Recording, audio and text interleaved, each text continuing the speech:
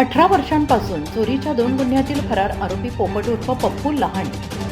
सूर्यवंशी हा निमज तालुका संगमनेर जिल्हा अहिल्यानगर येथून क्राईम ब्रँच युनिट 2च्या ताब्यात याबाबत पोलिसांनी दिलेल्या माहितीनुसार देवळाली कॅम्प हद्दीत 18 वर्षांपूर्वी 2 ठिकाणी चंदनाच्या झाडाची चोरी झाल्याचा गुन्हा दाखल झाला होता।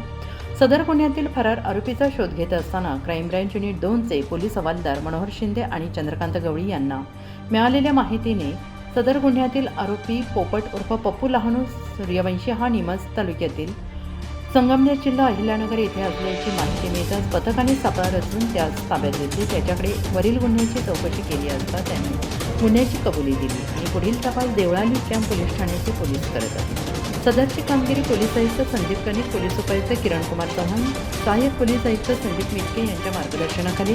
क्राईम ब्रँच युनिट 2 सहाय्यक पोलीस निरीक्षक हेमंत तोडकर, समाधान हिरे, सहाय्यक पोलीस उपनिरीक्षक संजय सानप, पोलीस हवालदार मनोहर शिंदे, नंदकुमार नांदुर्डीकर, चंद्रकांत गवळी, प्रकाश महाजन, वाल्मिक चव्हाण, पोलीस अंमलदार महेश खांडबहाले, प्रवीण वानखेडे, सुनील खैदार आदींनी ही कारवाई केली आहे। NCN न्यूजसाठी रोहन दनी, नाशिक।